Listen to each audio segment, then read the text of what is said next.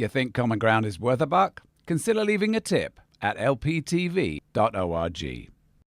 Lakeland Public Television presents Common Ground, brought to you by the Minnesota Arts and Cultural Heritage Fund and the citizens of Minnesota.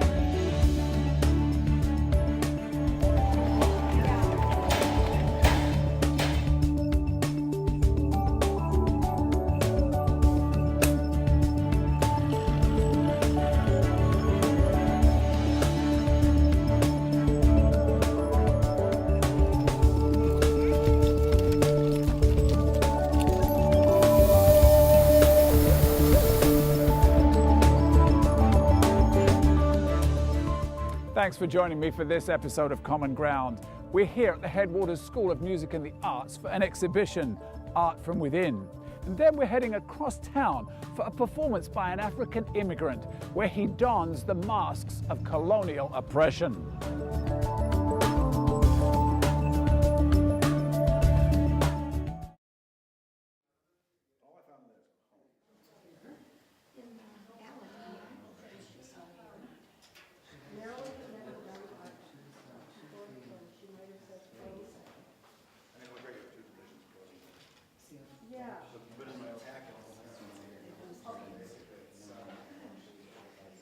Well, hello, I'm Audrey Thayer, and today we're doing the 4th annual jurying of the Art from Within at 2013, and I'm excited that we've got artists from all the reservations in the state of Minnesota or Native people who live on reservation or in the state of Minnesota, and we have artists who are non-Native who've submitted their work as well. So this show here is a compilation of many forms of art, all mediums, and every year we select a jury of 7 to 8 who go through and select categories. And it gives the opportunity of grassroots indigenous work to come to Bemidji. We live in a beautiful area on the heart of 3 very large reservations, and very little indigenous art comes into the Bemidji area. You can go out to maybe to the rural areas and the reservation communities and see some of the art, but you never really see a lot in Bemidji.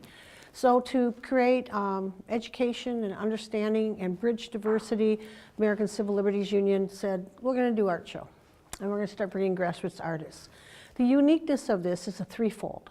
One, we have the younger emerging artists. So we have artists who are under 18 who have decided that they would like to enter their work. So we have from a public school perhaps.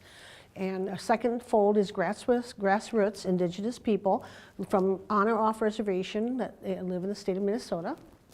And our third fold, which is a unique part of our project, is that we have actual art that's coming in that is brought here by their families of incarcerated indigenous people. So they're in state institutions, and they are competing for the Social Justice Award, and their work is phenomenal.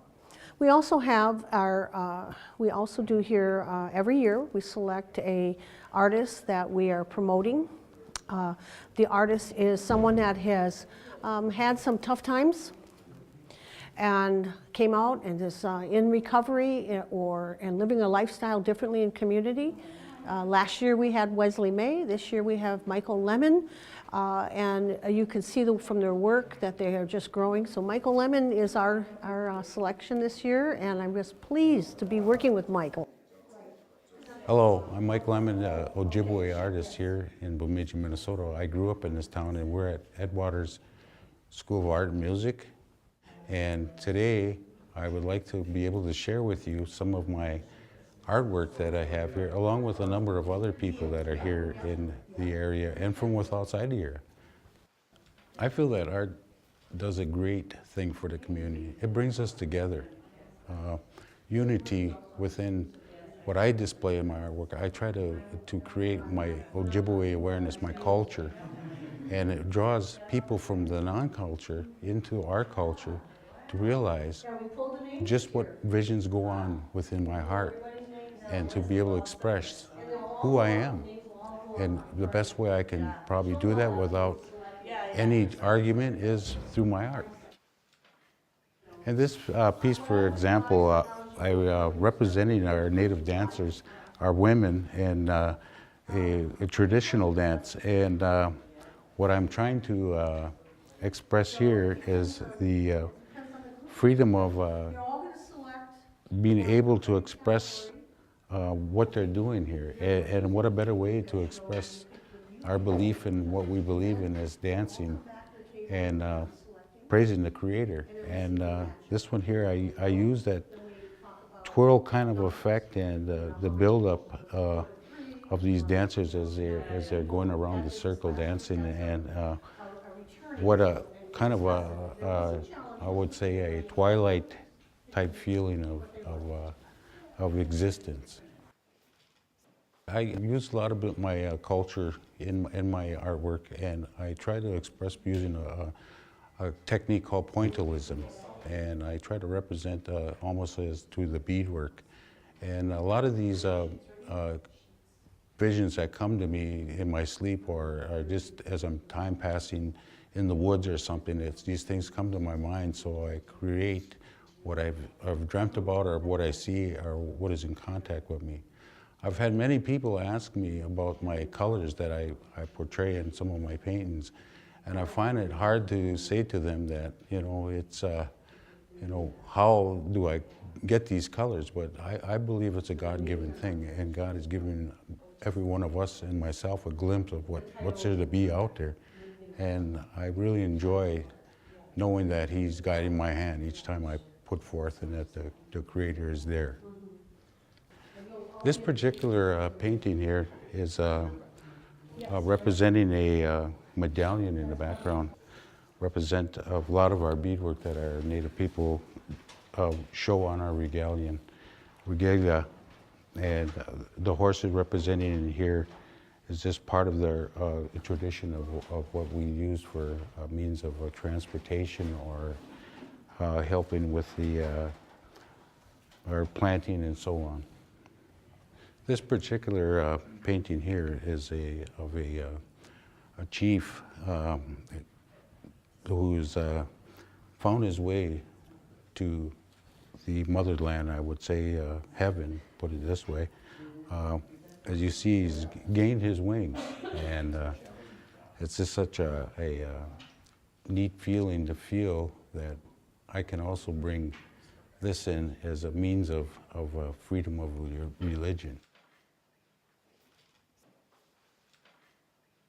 The last time I was incarcerated, I had sat down in my cell and had a real close relationship with God. And God had told me that He's given me a gift, and a gift to draw. I'm educated in other things such as business, but also now God has said to me, take what I've given you and prosper and share this wonderful gift I've given you with others, also along with my word. This particular painting here, our acrylic painting, is of a mother and child in what we, as a tradition, the native would call a cradle board. This particular one, I'm expressing the feeling of her, and it's almost like what are you doing here? As far as just the image of back in the time when the Caucasian came over to the country, and it just kind of giving an expression of like, wow, what's going on, and kind of the mood and the feeling of a baby being in this particular cradle board, and the colors I just think are so brilliant. They bring it out, and I really enjoy the brightness of the evening that's going on within this painting.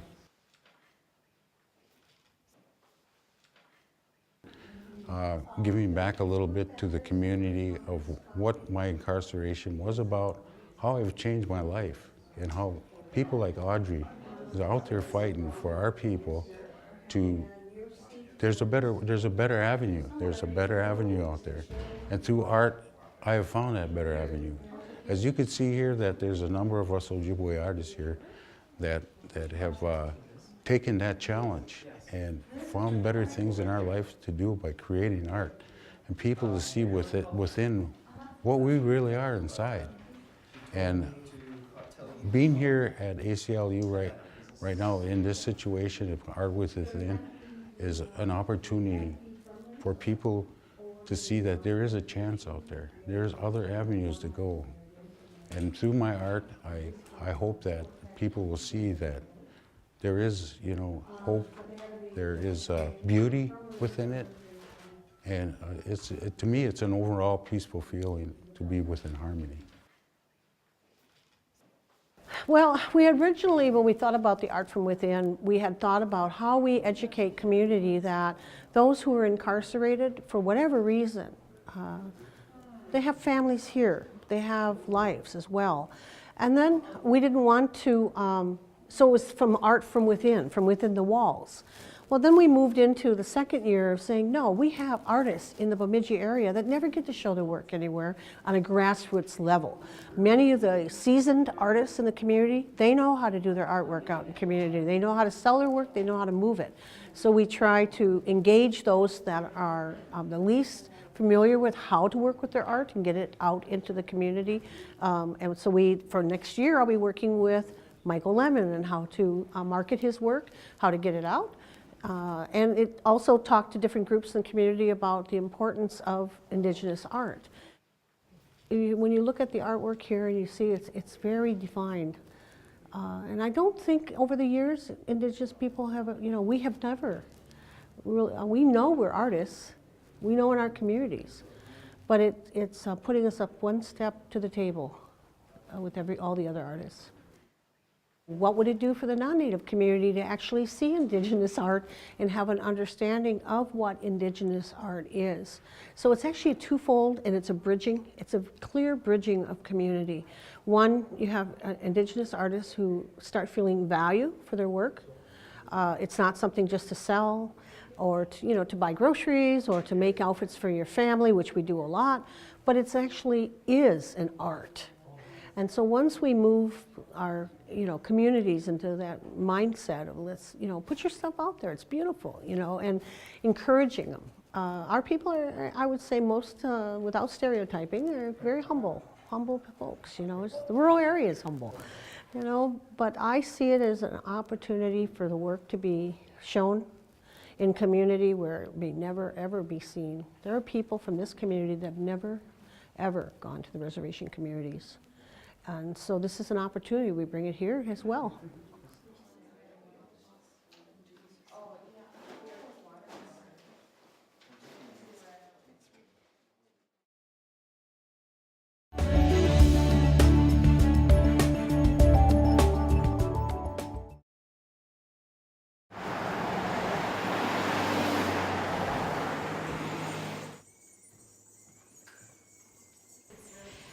I'm Christine McHugh, and I'm a theater director and a life coach, and I've combined these two forms to help people explore their stories. And in this case, today, we're working with a wonderful man. His name is Okokon Udo, and he is Nigerian American. He is a leader in the leadership field. He's a great facilitator and a coach. And he's telling the story about how he came to understand the roots of colonial oppression in his Nigerian historical background and how that's been internalized through society, through family, through just decades of generational understanding about identity, and how he's come to realize that that is a way that he perpetuates oppression within himself. My wife, Lydia, asked me why I have brought her to this God-forsaken country. I told her it is my duty, that refusing this posting is akin to spitting on His Majesty King George V's face. So it's been a really deep exploration of identity, and in particular, the story or the voices that keep us from being our full and excellent selves.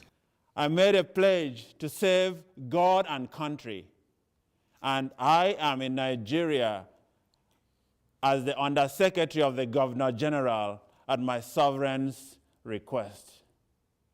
I did not invest time in foreign service to throw it all away, by God. Lydia says these people are savages and that violence is in the air. I am Okokon Udo, and I am here to perform a one-man show on internalized oppression. And the title is Attractive Children, One Man's Unmasking of Internalized Oppression. So it's a story that I'm going to be telling. We have brought the rule of law to this country. We have united the North and the South.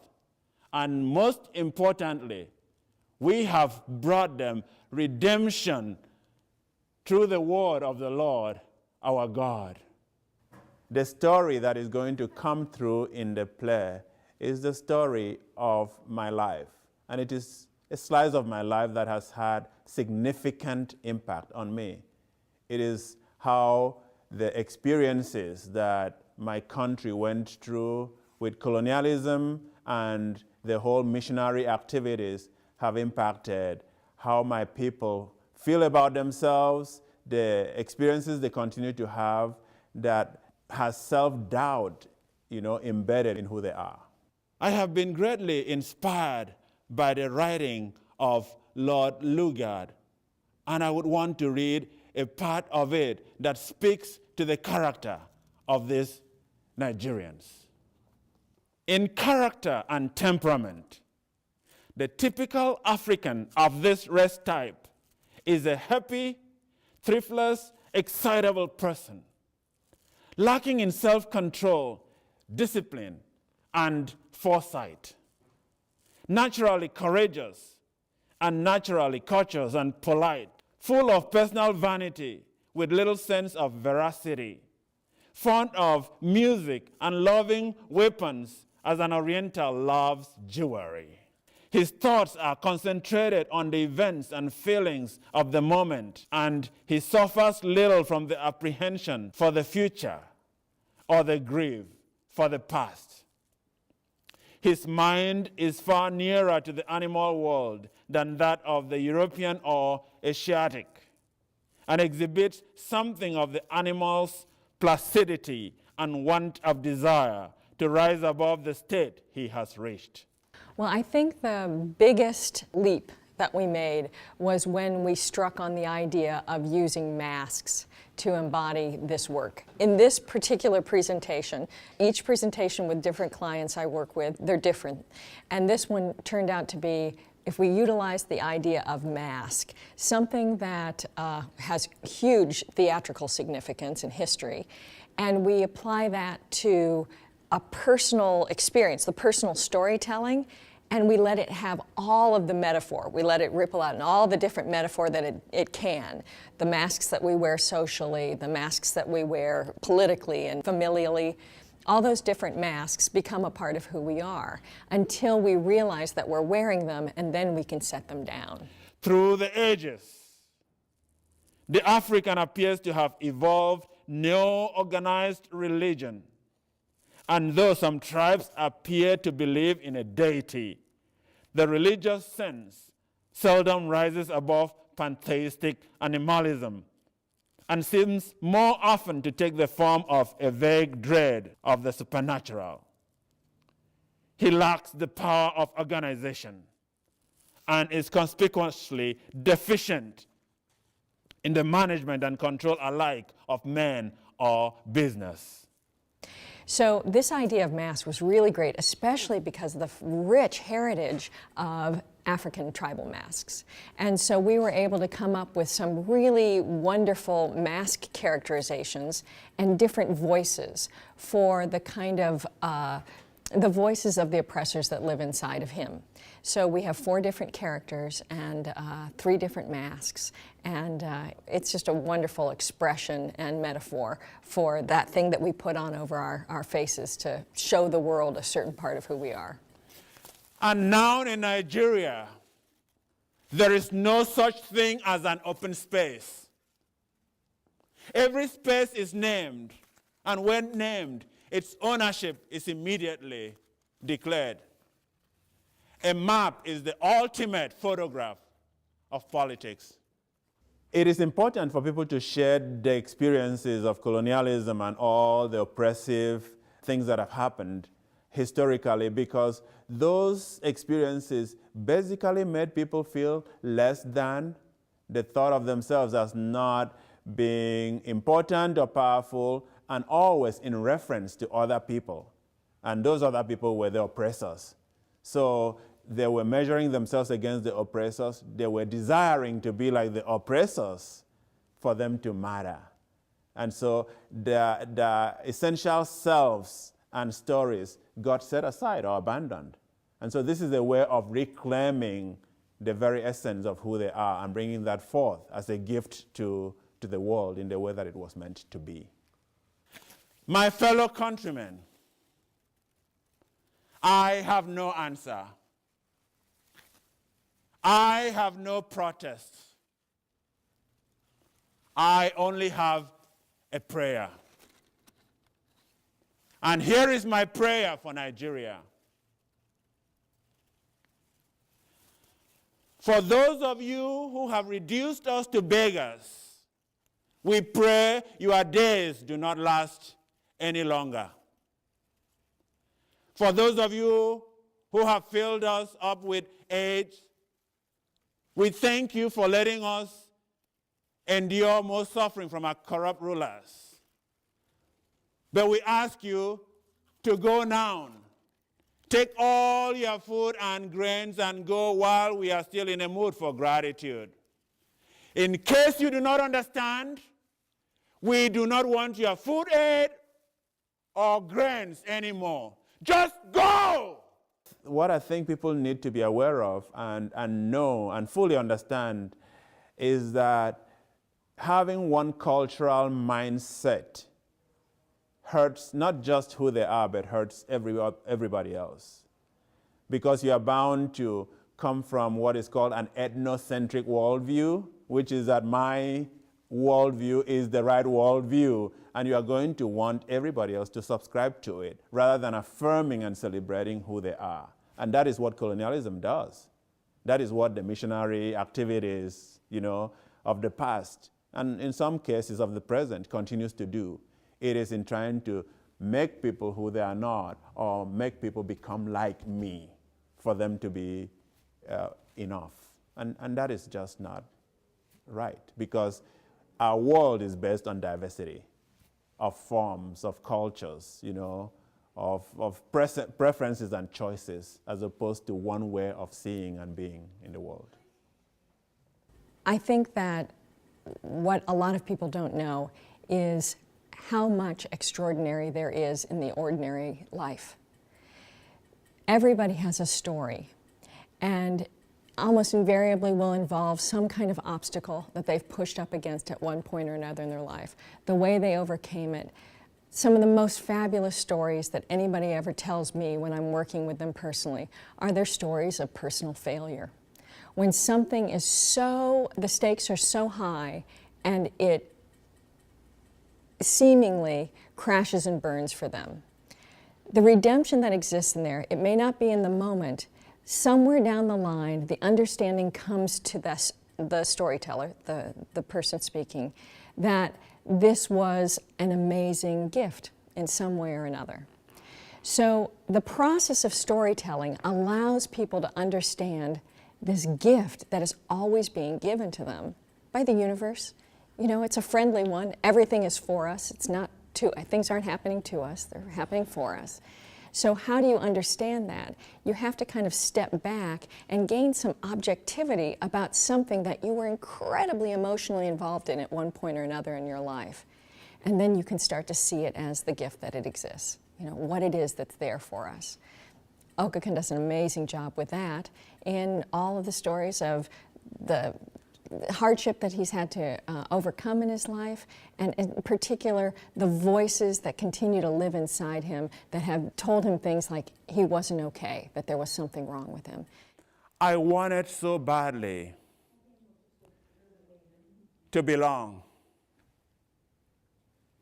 I wanted so badly to be someone. And that's just like all of us. We're all trying to kind of do battle with that voice off and on through our lives. And as we start to tell the story, we can hear it almost as if it's coming from somebody else or something outside of us. And then we have the choice to listen to it or not. So this freedom of not to have to listen to a voice that says there's something wrong with you, it's a wonderful liberation. What happens when healing occurs is that people become full and free. You know, free to be themselves, because a lot of people are living with guilt from the past, as opposed to being free and forgiven. So in a healing process, I can ask for forgiveness so I can let go of whatever baggage it is that I am carrying from the past. So we can now relate at a whole new level full of, freedom.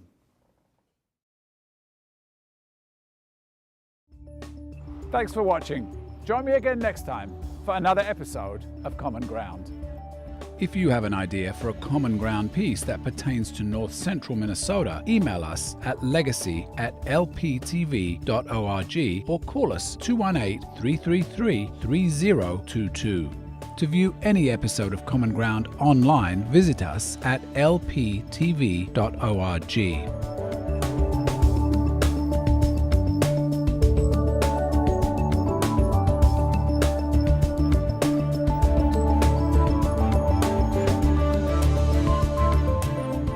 To order individual segments or entire episodes of Common Ground, please call 218-333-3020.